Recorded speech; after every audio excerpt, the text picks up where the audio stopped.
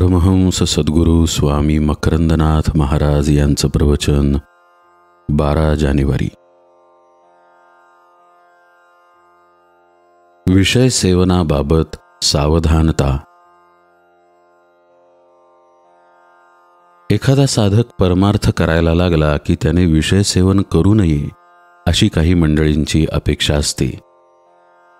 वैकुंठवासी मामासाहेब दांडेकरांचे सद्गुरू जोग महाराज एकदा त्यांच्या पंक्तीला जेवायला बसलेल्या एका गृहस्थांनी महाराजांना आश्चर्याने विचारले की आपण एवढे हरिभक्त परायण असूनही पुरणपोळी खाता? यावर महाराज मिश्किलपणे म्हणाले की तुम्हाला काय वाटतं की संत कडबा खातात? परमार्थाचे नीट आकलन न झाल्यास असे होऊ शकते। विषयांच्या सेवनाबाबत स्वामी स्वरूपानंद एका अभंगामध्ये म्हणतात, नको निराहार नको सेवू फार, सदा मिताहार असो द्यावा। नको अति झोप नको जागरण, असावे प्रमाण निद्रे माझी। नको बोलू फार नको धरू मौन, करावे भाषण परिमित।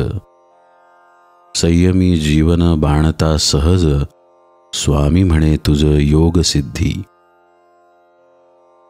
अशा पद्धतीने देह मन बुद्धीच्या अस्तित्वासाठी अत्यंत आवश्यक अशा विषयांचे सेवन याला विषय सेवन म्हणता येणार नाही, कारण त्यांच्या योगानेच आपण परमार्थाची वाटचाल करतो। कर्तव्यपूर्तीसाठी किंवा स्वाभाविक आवश्यकतेनुसार जे काही विषय आपल्या समोर येतील त्यांचे हरिस्मरणपूर्वक सेवन यात काही गैर नाही। अर्थात आवश्यकतेनुसार हा शब्द फार महत्त्वाचा आहे। आपल्या अनुसंधानाच्या साधनेच्या आड हे काही येत नाही ना, हे बारकाईने पाहावे। स्वाभाविक गोष्टी आड येऊ शकत नाहीत, परंतु विषयांच्या अतिरिक्त सेवनाने मात्र साधनेमध्ये अडथळा निर्माण होतो, म्हणून सावध राहावे। खरे तर विषयाच्या अंगाने आपलाच आनंद आपण घेतो। पंचदशीमध्ये विषयानंदे ब्रह्मानंदः असे एक प्रकरण आहे। विषयापासून आनंद मिळतो म्हणजे नेमके काय होते? पंचदशीकार म्हणतात, ज्या क्षणी इंद्रियांचा व एखाद्या विषयाचा संयोग होतो, उदाहरणार्थ ज्या क्षणी जिभेवर गुलाबजाम ठेवला जातो त्या क्षणी वृत्ती क्षणभर आत वळते आणि नाहीशी होऊन आत्मरूपामध्ये लीन पावते आणि त्या क्षणी सुखाचा अनुभव येतो। क्षणिक आत्माकार झाल्याने हा आनंद होतो, परंतु ज्या क्षणी इंद्रियांचा व विषयांचा संयोग होतो त्याच वेळी वृत्ती आत वळून आत्माकार होत असल्याने अज्ञानाने आपल्याला त्या विषयामध्येच आनंद आहे असे वाटते।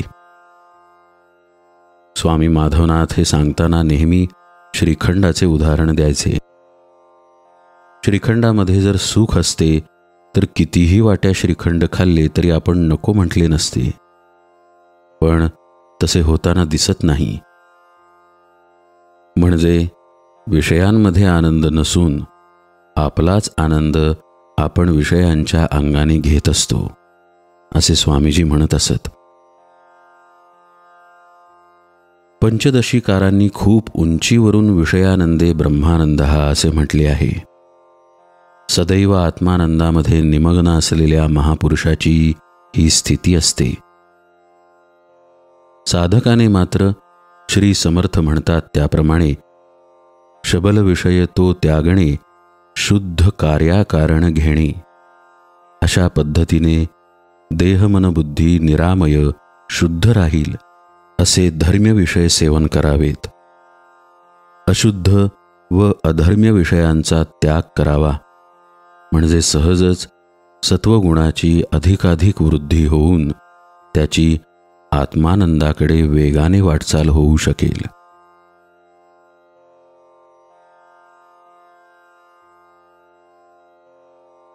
परमहंस सद्गुरू स्वामी माधवनाथ महाराज की जय।